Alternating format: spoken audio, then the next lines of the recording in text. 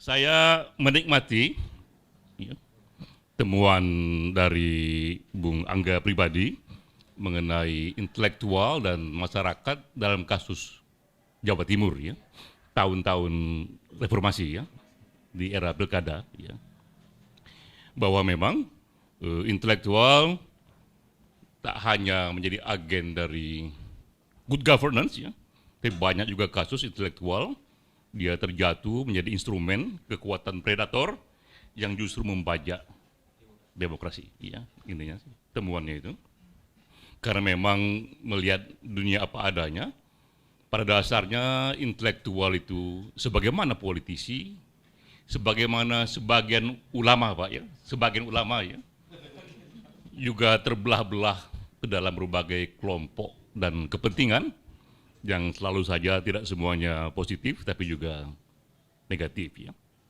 Saya kira kita sampai pada kesimpulan bahwa berhenti untuk mengidealkan aneka kelompok-kelompok itu ya. Nah, saya teringat Julian Benda ya. Ini yang bukunya ditulis mungkin 100 tahun yang lalu ini ya, tahun 20-an, mengenai ya, pengkhianatan intelektual ya. Ya, 20-an ya, ya hampir 100 tahun yang lalu ya. Perlu kita rayakan itu ya.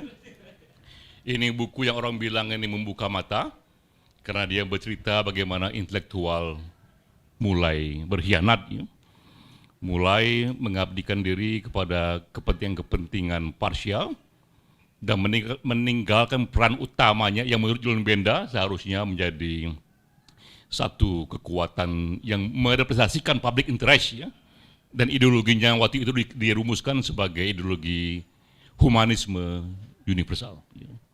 Jadi inilah figur ideal intelektual, mereka yang semata-mata memproduksi pengetahuan dalam rangka kebenaran public interest untuk ideologi humanisme universal ya. Itu membuka banyak mata orang, tapi sejarah berjalan berbeda dengan yang diidealkan Julian Benda ya. Karena ternyata dunia dan peradaban semakin beragam, berlapis-lapis, muncul aneka ideologi ya, sehingga yang namanya itu public interest, yang namanya itu humanisme universal, juga dia menjadi berkubu-kubu dan frame-nya berbeda-beda ya. Public interest dalam kerangka kapitalisme akan beda dengan public interest dalam kerangka komunisme misalnya ya. Public interest dalam kerangka fasisme berbeda dengan public interest dalam kerangka demokrasi ya. Yang terjadi kemudian adalah pertarungan aneka ideologi besar dalam sejarah. Kapitalisme melawan komunisme, fasisme melawan demokrasi, dan di balik semua ideologi itu adalah intelektual. Karena itu karya dari para raksasa pemikir ya. Jadi intelektual lah behind dari semua ideologi, baik ditafsir baik ataupun ditafsir buruk. Lalu muncul aneka pemimpin tokoh-tokoh dunia seperti Hitler, Stalin, ya, Mao Zedong yang minta ampun membuat aneka pembunuhan. Ya. Dan juga semua tahu juga bahwa di samping pemimpin politik itu berdiri intelektual yang juga memberikan formulasi kebijakan. Ya. Orang tahu Hitler membunuh 3 juta orang, tapi di samping Hitler ada yang namanya itu Alfred Rosenberg. Dia seorang intelektual, seorang teoritisi, seorang ideolog. Dialah yang banyak membentuk pemikiran Hitler mengenai fasisme dan nazisme. Ya. Di sisi buruknya pun juga ada. Tapi juga ada Nelson Mandela, ya, pemimpin yang membawa Afrika keluar dari apartheid. Ya. Ini satu pencerahan. Tapi orang juga tahu di samping dia juga berdiri intelektual. Ya. Salah satunya itu dia bernama Peter Toast ya, yang banyak memberikan gagasan mengenai equal rights ya, dalam society. Ya. Jadi kita lihat tak ada lagi itu namanya mitos tunggal intelektual yang satu, ya, yang homogen, yang merepresentasikan satu public interest, karena semua terpilah-pilah kepada class of mind, ya, dari sisi ideologi yang berbeda-beda frame-nya itu, dan juga class of interest. Kepentingannya juga berbeda-beda. Dan semua melawan semua, dan di belakangnya adalah para intelektual. Ya.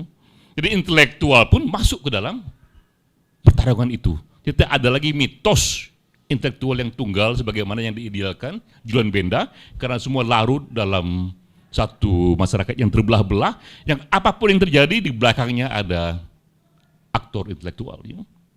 Sehingga ada yang namanya Keynes itu mengatakan bahwa di balik para pemimpin dunia yang begitu berkuasa, ya, yang merasa mereka yang menentukan dunia, tapi sebenarnya mereka hanyalah budak dari seorang pemikir di belakang pemimpin itu. Tetap intelektual di belakang dia itu. Ya. Jadi begitu kuatnya para intelektual, tapi sekali lagi tetap terbelah kepada aneka ideologi, tetap terbelah kepada aneka kepentingan. Nah sekarang lebih jauh lagi ya, ini dunia super spesialisasi. Intelektual pun mengalami spesialisasi. Ya. Dalam intelektual sendiri ada sekarang muncul yang namanya ini, kalau kita bisa sebut kelas ini, kelas akademisi. Ya. Ini mereka yang dianggap di kalangan intelektual adalah orang yang paling expert secara teoritik mengenai sebuah ilmu, mengenai sebuah spesialisasi, mengenai sebuah disiplin, melampaui semua yang lain, ya, karena mereka doktor di bidang itu. Tapi apa yang terjadi dengan kelompok akademisi sekarang ini, terutama di negara maju, mereka semakin menyingkir dari public discourse. Ya. Bagi mereka riuh rendah public discourse ini rendah nilainya, karena mereka lebih fokus konsentrasi kepada dunia akademik, dunia jurnal, ya, peer group yang tertutup di antara mereka, dan menulis jurnal-jurnal, artikel-artikel yang makin lama makin teknis dan makin susah dipahami publik luas. Ya. Saya pun sekarang kalau buka lagi jurnal ilmu politik itu, terutama yang banyak sekali formula statistik, udah susah juga mengerti kita ya. Banyak betul tabel-tabel dengan rumus-rumusnya yang saya pun yang dokter susah mengerti itu. Apalagi yang lain ya. Sehingga terjadi ini satu kondisi di mana akademisi yang dianggap paling intelektual dari sebuah intelektual semakin tidak tertarik pada public discourse. Dan kita tak bisa mengatakan dia berkhianat secara intelektual karena tak lagi peduli pada public discourse. Ya. Karena dia masuk ke dalam dunia yang memang pelan-pelan peer groupnya menyatakan value tertinggi di sana adalah sumbangan kepada teori. Sumbangan kepada dunia akademik, bukan pada dunia sosial. Ya. Jadi satu hal itu, muncul intelektual yang tak bisa kita bilang dia berkhianat walaupun dia tak lagi peduli pada public discourse karena dia masuk ke dalam dunianya sendiri. Ya. Kedua juga muncul intelektual yang menjadi policy advisor. Dia menjadi advice dari para pengambil kebijakan yang karena keahliannya mau nggak mau dia masuk ke dalam pemerintahan. Dialah yang berada di belakang para pemimpin itu, baik ataupun buruknya. Ya. Mereka lah yang memberikan pertimbangan itu. Dan kita pun tak bisa mengatakan mereka berkhianat karena tidak mengambil jarak pada kekuasaan. Karena dalam konsep lama ini intelektual adalah mereka yang menarik jarak pada kekuasaan, membela masyarakatnya. Itu tak bisa lagi karena ilmu yang dipelajari para akademisi intelektual ini, public policy, mengharuskan dia memang merapat kepada pemerintahannya. Buruknya dia ketemu pemimpin yang buruk, jadi buruk pula dia. Ya. Kalau dia tidak bisa mempengaruhi pemimpin buruk menjadi baik. Ya. Jadi kita lihat hal lain dari dunia intelektual ini, policy advisor juga dia pergi menjauh dari apa yang diidealkan sebagai intelektual. Ya. Nah lalu apa yang tersisa? Yang tersisa sekarang ini apa yang kita sebut public intelektual. Yaitu intelektual yang tetap menarik jarak dari kekuasaan karena dia mau aktif di publik dan juga dia aktif dalam public discourse. Ya. Berbeda dengan para akademisi yang jarang sekali mau terlibat dalam public discourse. Nah disinilah ruang yang tersisa, yang diidealkan oleh Julian Benda itu sekarang ini hanyalah serpihan saja dari bangunan besar intelektual itu, ya, yaitu ruang dari public intelektual itulah yang Julian Benda idealkan. Di luar itu sudah punya logikanya masing-masing. Nah, tapi kita pun memahami keragaman ini, namun juga kita melihat dalam public discourse ini tumbuh satu instrumen yang juga membuat kita lebih optimis, yaitu munculnya dunia sosial media. Sehingga ruang publik pun semakin banyak tersedia melalui aneka sosial media, dan para intelektual publik makin bisa dia berartikulasi. Ya. Nah ini gambaran dari saya menanggapi Bung Angga tadi bahwa memang sejarahnya menunjukkan intelektual yang tunggal, yang berumah di atas angin, kata Rendra itu ya, yang public interest, yang merepresentasikan humanisme universal itu sudah mati. Ya.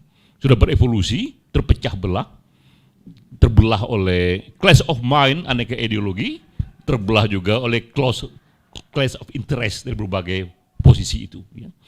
Dan ada akademisi yang punya jalurnya sendiri, ada policy advisor yang punya jalur sendiri, yang tersisa hanyalah public intelektual. Nah, saya ingin tanya kepada Bung Angga, kira-kira dengan tumbuhnya sosial media di Indonesia sekarang ini, yang makin lama makin besar, seberapa signifikan intelektual bisa berperan dengan menggunakan instrumen sosial media itu? Sekian ya. Wassalamualaikum warahmatullahi wabarakatuh.